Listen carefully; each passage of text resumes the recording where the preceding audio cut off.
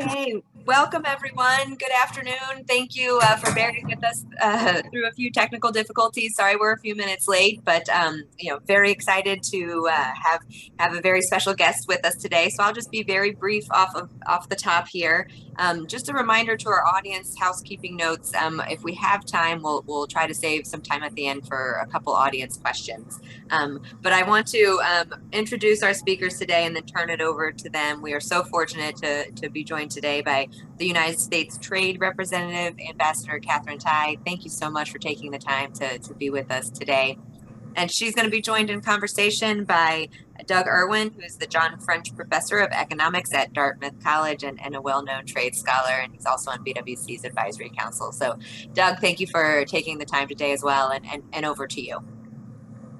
Thank you very much. Welcome to the audience. Welcome, Ambassador Tai. It's a tremendous honor and a privilege to be here with you today to talk about trade policy.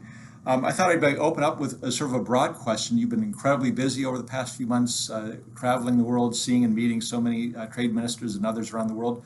What is what's high on your agenda? What's on your mind? And where do you see, what sorts of things are you trying to achieve with U.S. trade policy moving forward? Well, it's a delight to be here with all of you, and it's very nice to meet you, Professor Irwin. In terms of what all of the activity is serving, it's really the interest of the United States in engaging with our partners. And so if I boil all of it down in terms of everything that I've been doing, one core theme has been engagement. So if I just look back to last month, I had a round the world tour. I went to Nairobi for the new Kenyan president's inauguration. President Ruto had a chance to meet with the president on the day of his inauguration. He has a reputation for being a real workaholic, and we saw it in action. I thought, surely he's got other things to do on his inauguration day, and he made time to meet with me and the rest of the delegation. It was really informative and a great start to a relationship that I'm looking forward to continuing to build. Next stop was Berlin for the G7. Minister Habeck, the econ and climate minister for Germany, hosted us in Berlin for a series of a day and a half of very serious conversations around the challenges that we are facing as a G7 group. Then went to Cambodia to represent the United States in a number of ASEAN-based engagements. Those are the 10 Southeast Asian nations. Moved on to Bali for the G20, and then at the very, very end, went to Tokyo to participate in the presidential delegation led by the Vice President for former Prime Minister Abe's funeral. And in each one of those visits and engagements, we continue to build on relationships that are so important to our prosperity and our future in this interconnected global economy. Well, that's wonderful. Thank you very much. So let's turn to the major institution, the global institution that deals with trade, the World Trade Organization. As you know, this is an institution that has had sort of difficulties in recent years. And I was wondering, is this institution still valuable to the United States? In what ways is it valuable? Should we seek to repair the dispute settlement system, or is that a relic of the past? How do you sort of see the U.S. engagement with the WTO? The World Trade Organization is absolutely an important institution by virtue of what it stands for and what its goals are. We often go back to the founding documents of the WTO, the Marrakesh Agreement, setting out the goals for the WTO. And those goals are as valid today as they were 30 years ago now, approximately 30 years when the WTO was founded. I think that one of the greatest values of the WTO is that there are 164 member economies right now. That's basically the entire world, not quite, but it is an important place for the world's economies to come together. Do we always agree? No. But are our issues, our ability to come together in a forum to talk about our issues, to address our issues, our shared interests, and also where we have conflicts is absolutely important. To your point, could the WTO be better? A 30-year-old institution in a world economy that's very different today than it was 30 years ago. I think naturally it is showing some of its age, needs reform. including with respect to its dispute settlement system. We are very committed to engaging in that reform process. And again, on that theme of engagement, ensuring that the WTO is able to function as a forum where we can raise and resolve our disputes, as a forum where we can come together to negotiate the new rules that reflect the new reality of the world economy, and also as a forum where the institution and the membership are able to continue to monitor and manage the world economy and our activities inside of it. So we're very committed as the Biden administration to the WTO and most importantly to the reform of the WTO. And another, of course, big challenge besides the WTO is China, which has loomed up large on the trade agenda for many years now. How would you characterize U.S. engagement with China today? What are we seeking to achieve? What level of talks have we had or are forthcoming? What's your assessment of that? So the challenges that are presented by China are really tough. I think that, going back to your previous question around the World Trade Organization, one of the ways in which the world economy has really changed in the past 30 years has been the growth of China, the speed of that growth, the scale of that growth, and the impacts of that growth on the rest of us in the world economy. So to your point, your question around the levels of engagement that we've had, last October, I gave a speech representing the Biden administration's approach to the bilateral U.S.-China trade and economic relationship. We outlined the first steps that we were going to take, which was bilateral engagement on what's commonly known as the Phase 1 agreement that was concluded in early 2020. On that, I think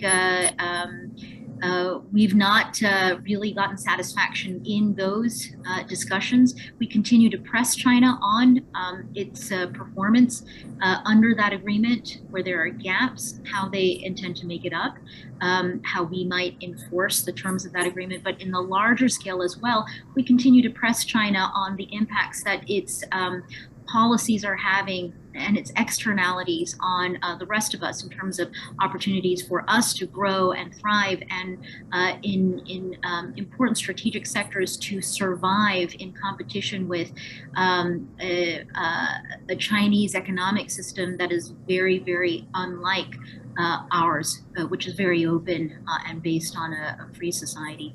So I think that over the course of 2022, we always knew that this was going to be a year marked by significant domestic political considerations for China. In fact, they're just about to go into their 20th Party Congress, where we are expecting President Xi to assume a third unprecedented term. We have our own domestic political dynamics going on, and I think that the real question and the rubber will hit the road in this relationship as we turn the corner into 2023 to see what might be possible then. Great. And then turning to a little bit sort of the domestic agenda that we have, and you and others have characterized U.S. trade policy under the Biden administration as being a worker-centered trade policy. And we're very fortunate we have an economy with an unemployment rate of 3.5% at the moment. Inflation's a little bit high, but it seems like it's a pretty good time for workers. One thing that comes to mind is the steel tariffs in that regard. Have these been successful in promoting that worker-centered trade policy? One thing economists sort of worry about is the downstream effects on other industries, the fact that higher steel prices may lead to difficulties for steel using manufacturers. How do you assess those trade-offs in thinking about how we help workers in the U.S. today? Well, let me just take the worker-centered trade policy itself. I've spent a lot of the last 18 months elaborating on what we mean by the worker-centered trade policy. In some ways it's quite radical when you say worker-centered trade policy.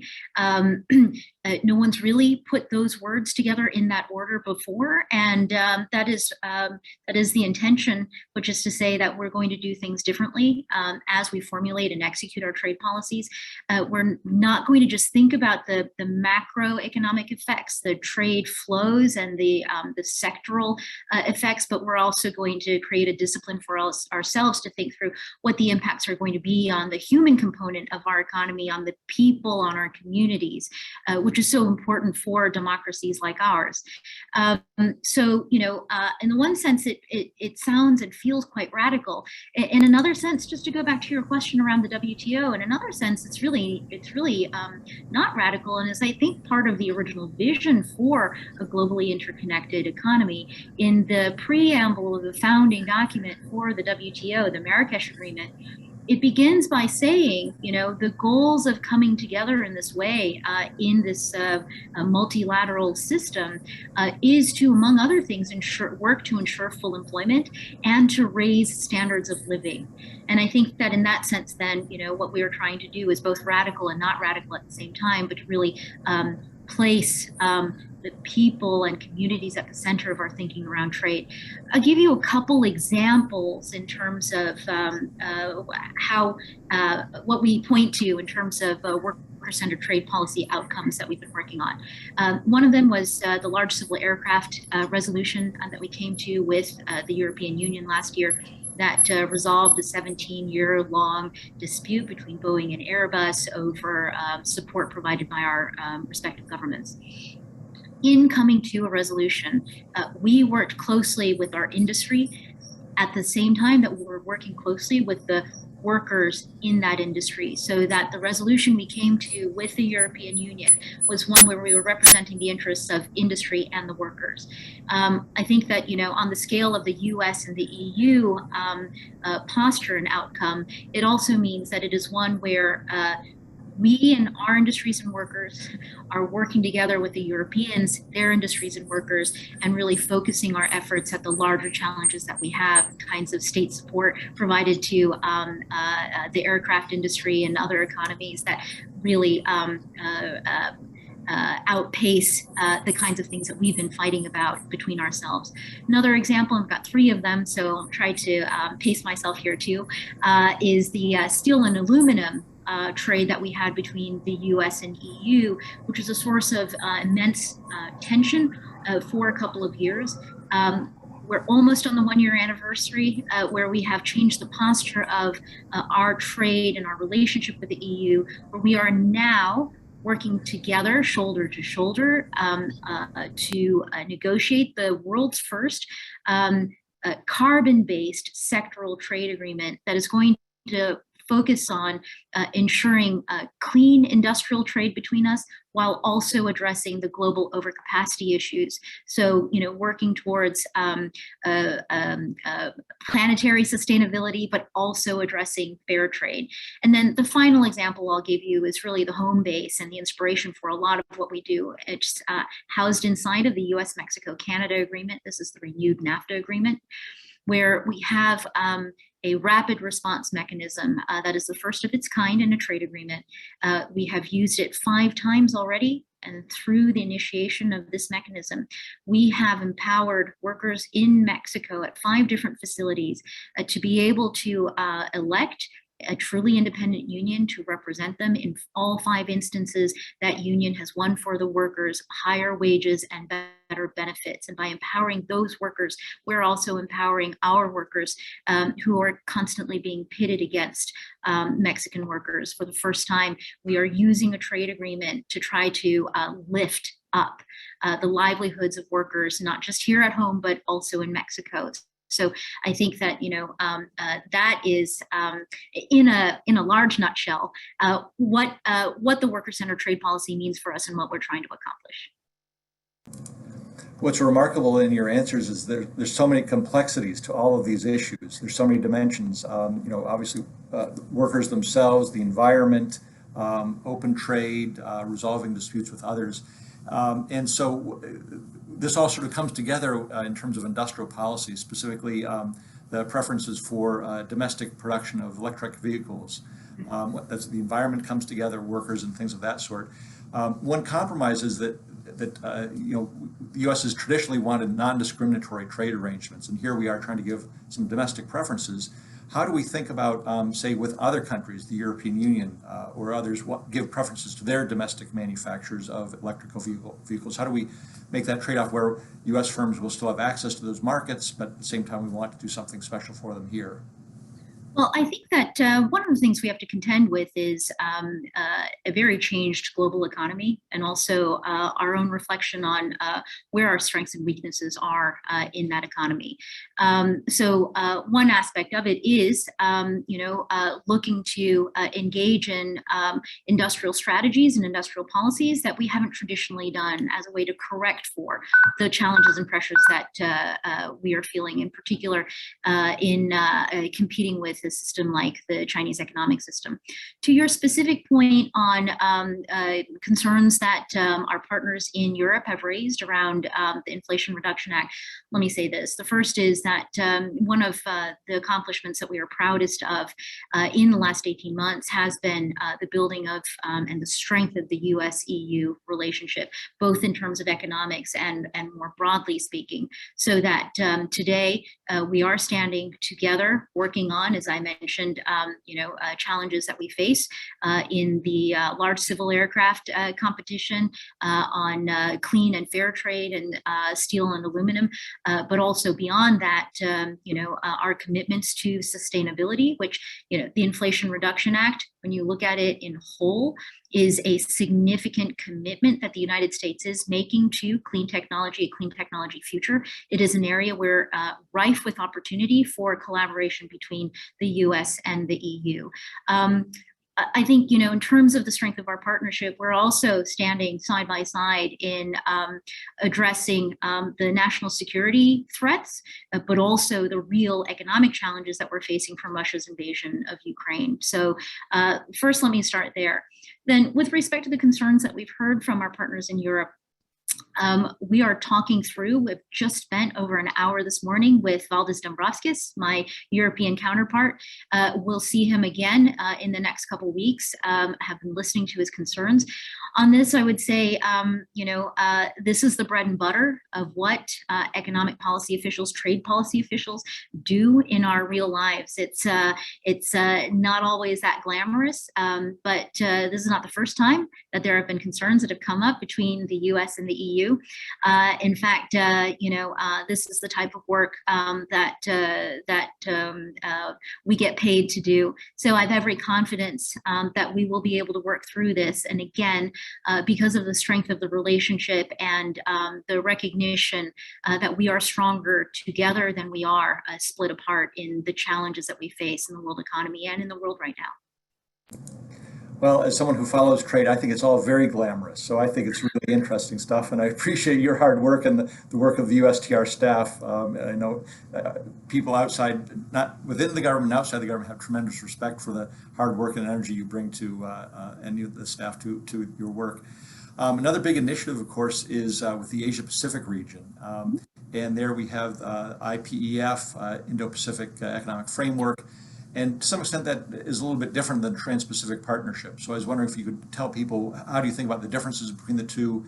What are we trying to achieve with IPEF, and your hopes for the future? Sure. The Indo-Pacific Economic Framework is, you're absolutely right, not the Trans-Pacific Partnership. But I think that in overall terms, right, it shares certain characteristics. It is the United States bringing a program of meaningful economic engagement with some of our closest partners and our allies in the Indo-Pacific region, which is an incredibly dynamic and also strategically important region with a lot of economic potential. With respect to the Indo-Pacific Economic Framework, another way in which it is new and exciting is that as we bring this program to our partners in this region, we want to make sure that what we are working on is maximally relevant and responsive to the challenges and the opportunities that we face today. So we like to say that this is a 21st century framework for 21st century challenges and opportunities. And we definitely feel that today in 2022, and I think this is the type of thing where the disruptive forces in the world economy are impacting all of us, starting with COVID-19, now through to the roiling of world energy and food markets. We are working specifically on issue areas with our partners in this region to promote resilience, sustainability, and also inclusion through our trade and economic activities. And trade is one component of the framework.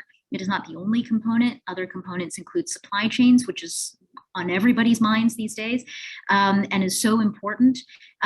Also, decarbonization and infrastructure, again, looking forward into the future, acknowledging the urgency of the climate crisis that we are facing, and also good governance issues like tax and anti-corruption. So I think it is a tremendous opportunity for us to make a major contribution to work with our partners to help all of us navigate through the specific challenges that we're facing today, and to seize the opportunities, again, to make sure that as we're working through the prosperity that we are looking to unlock is as inclusive as possible within our own societies, but also across this region.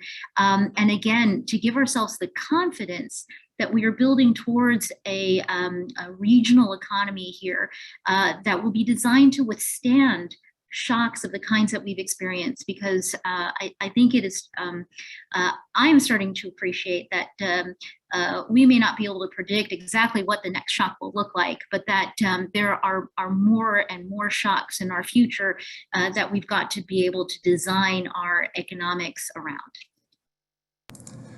One of the unique things about your background and experience in trade for so many years is you've spent a lot of time on Capitol Hill. You know sort of congressional sentiment on trade. Now you're in the executive branch.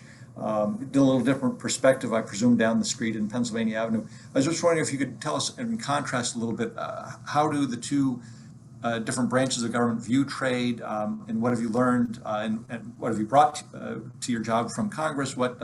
How do you see things differently from Congress now that you're in the executive branch? It's just a unique experience that you've had, so I was wondering if you could elaborate on that, perhaps.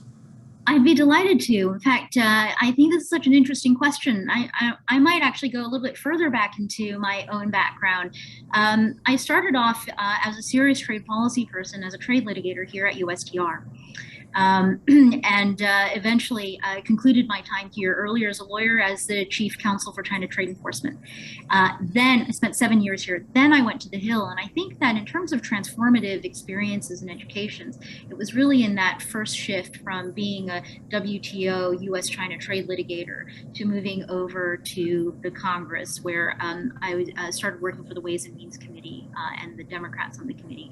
I think that in that particular transition, I went from a real issue area expert, where, in trade litigation, you will learn that one area under dispute extremely well, and you will go so deep that no one will want to really engage in a conversation with you about the ins and outs. But, there's a certain kind of education there on the nuts and bolts of trade. And then going to Capitol Hill, I think that what really opened my eyes was seeing where trade policy and our democracy intersect. And boy, if it's not stuck with me for the rest of my life, and certainly my career in trade, that the formal authority for foreign commerce and international trade is actually given to Article 1, which is the legislature, and not the executive branch.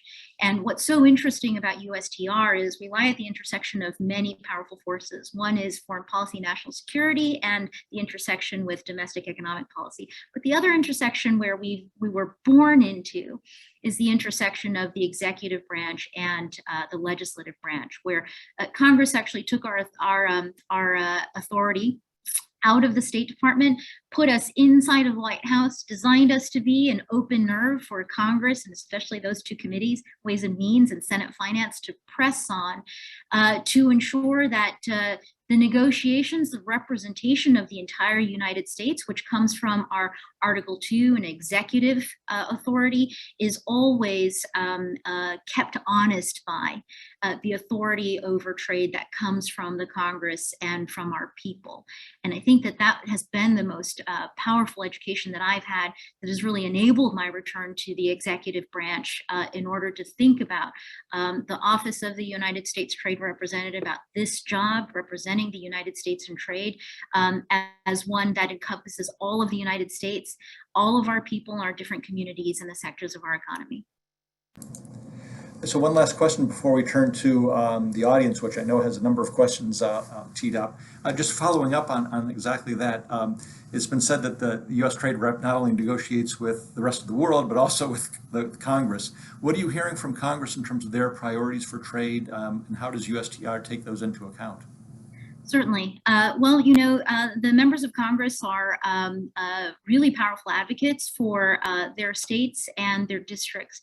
And I really pride myself on the relationships that I have built over my time in Congress and in this job with the senators and the House members across the board on the two committees, but also across the board.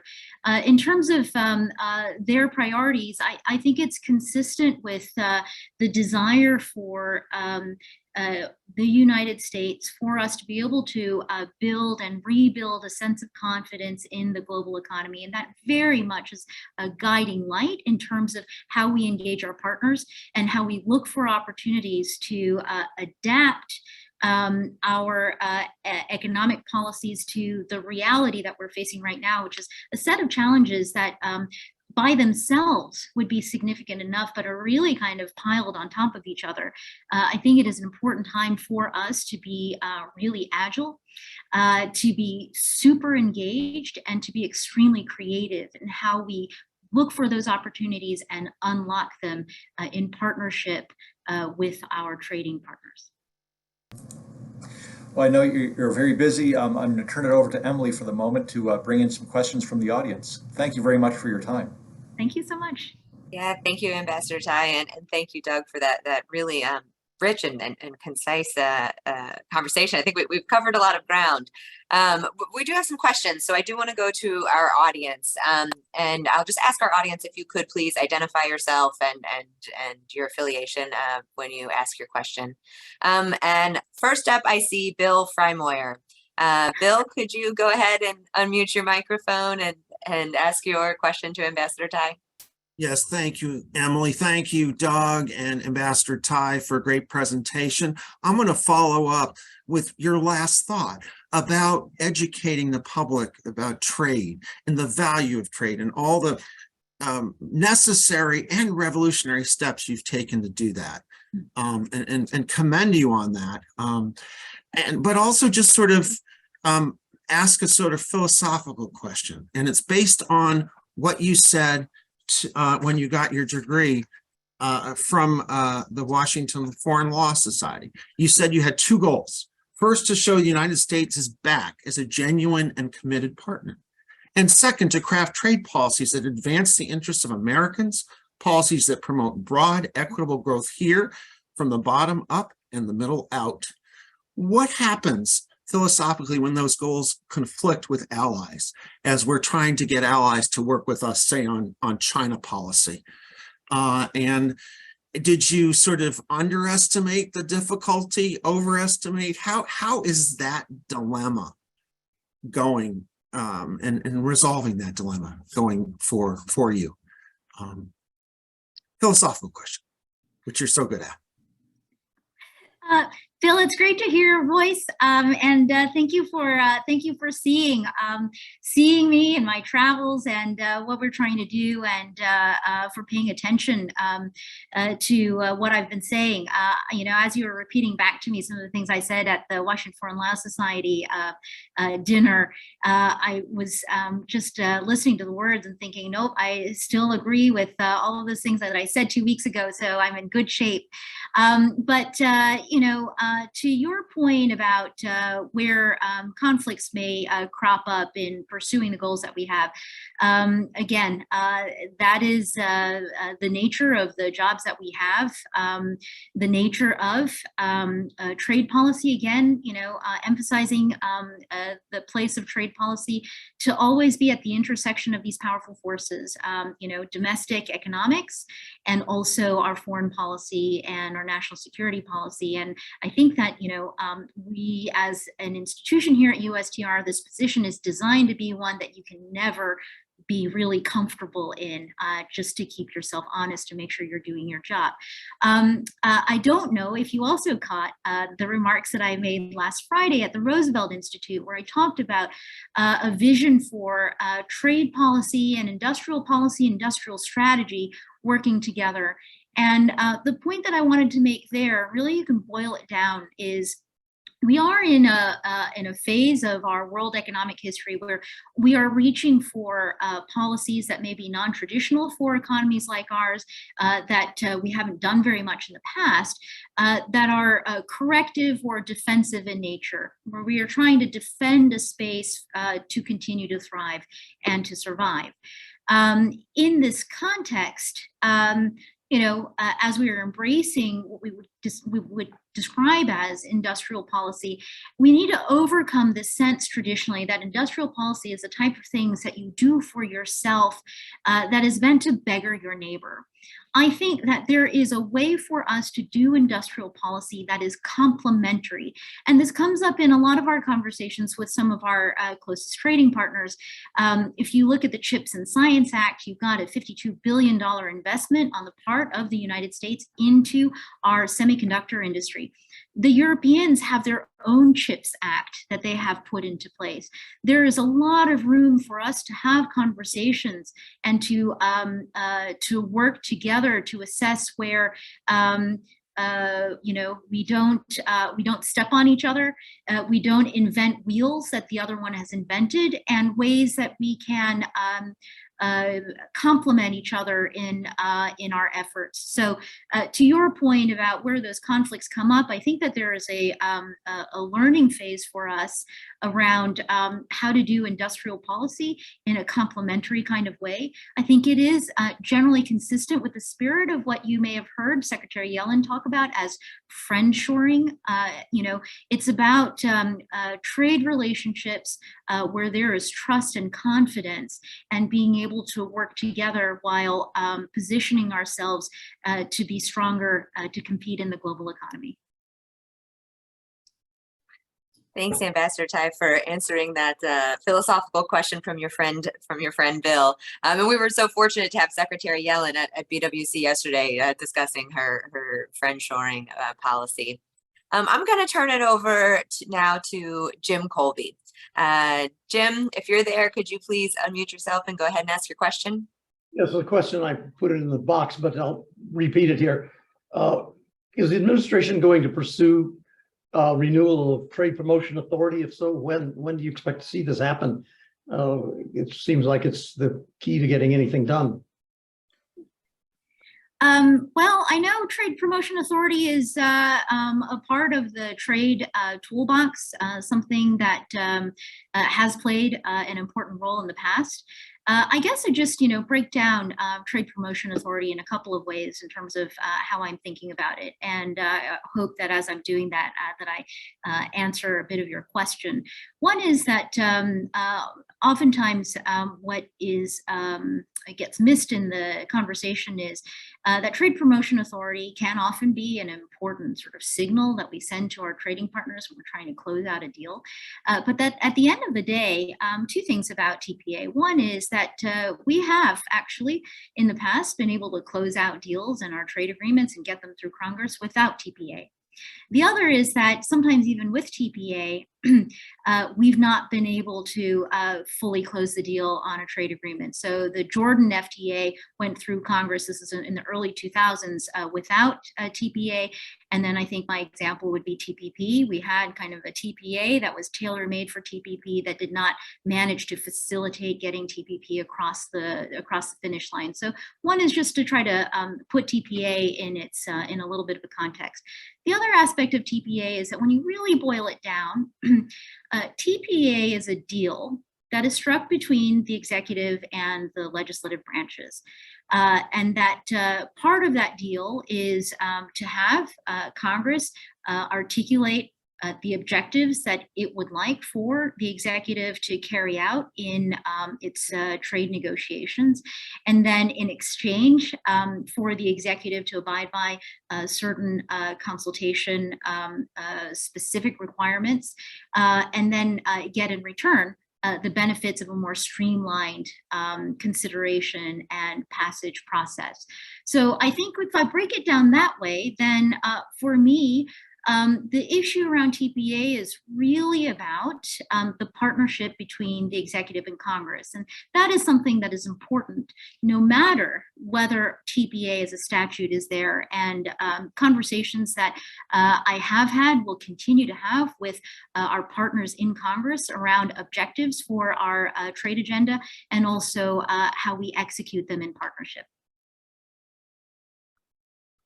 Thank you, Ambassador Tai. I think we have time for one more question. I think it's a good one to end on. Let's go to Megan Pierce. Megan, if you could please go ahead and unmute yourself and ask your question. Thank you so much, Emily. Ambassador Tai, it's an honor to speak with you. I'm Megan Pierce. I'm the Federal Policy Manager at TechNet and lead our policy efforts on trade. So I saw your recent remarks as well about kind of our traditional frameworks, kind of moving away from an era of our traditional trade framework. So I'm curious, as we move to kind of more away from kind of comprehensive free trade agreements to more frameworks and partnerships, how this shift impacts U.S. influence in the world, market access, ensuring protections for U.S. businesses and workers, and finally, the role of Congress in shaping U.S. trade policy. Thank you so much. Okay, that was a lot, but let me try to boil it down to the gist of what I heard you ask, which is a shift away from our traditional trade tools like the comprehensive free trade agreements featuring but not limited to tariff liberalization. When we talk about market access in trade, we really have to emphasize market access is short-term for tariff reductions. It is important to make that point because quite often I'll talk to people and they say, well, there's no market access in what you're doing. And quite literally everything that I do, from when I wake up in the morning to when I go to bed at night, is about access to markets. You know, even in the traditional free trade agreements, the tariff liberalization negotiation is generally one of the more straightforward ones. Not to say that there aren't really tricky and difficult aspects of that, but in the modern free trade agreement, in terms of how comprehensive it's gotten, so much of it is embodied in the rules. And you do see us continuing to engage our partners very actively on rules. So, you know, that is a long way of saying that we are doing lots of trade here. But the reason why we are shifting away from some of the traditional structures is because if you look around us in the world today, nothing that we are experiencing right now is particularly traditional. And Doug, you mentioned earlier, you know, some of the inflation dynamics that we're facing. I should not miss the opportunity to reinforce for everyone what a priority it is for President Biden to take on inflation head on and to address it, because it impacts everybody in our economy. But that said, you know, Doug, I think you also talked about some of our labor numbers and our unemployment numbers coming down and the strength of the job market. I think that it is unusual to see some of the dynamics that we're seeing happening together. And I think that's just through our domestic lens. If you look at the rest of the world, the economic dynamics going on right now are very unusual and extremely challenging. And I think that, it requires us to do a diagnosis in terms of how we got to this place. What role has trade policies have? What role is the change in the global economy and the growth of certain of our partners, the specific systems incongruities with ours, what role all of that has played in getting us to where we are right now, and certainly on supply chains. If nothing else, I think we realized through the course of the pandemic the degree of vulnerability that we have in terms of how our supply chains have proliferated, where they have been designed for efficiency, but there have been no incentives in place for resilience. So that is a very long way of saying that, our shift away from the traditional comprehensive FTA is actually more about ensuring that what we do in trade policy right now can maximally respond to the specific challenges that we're facing today based on a diagnosis and looking at a prescription for how we engage with our partners through trade to rebuild confidence in the global economy that will support the growth of prosperity that we are looking to be as inclusive as possible. Yeah, these are certainly kind of uncertain and uncharted economic times, as we have been hearing all week, at BWC's International Council and alongside the IMF and World Bank annual meetings. Ambassador Tai, I want to thank you so much for joining us today, for your time. Very much appreciate you being here. Doug, thank you so much for your thoughtful questions, as always, and thanks to our audience as well for their thoughtful questions. We're going to actually continue this trade conversation tomorrow. We're going to have the WTO Director General, so we will keep this conversation going on global trade. So hope to see everybody back here tomorrow for that. Thank you again for joining us. Bye-bye.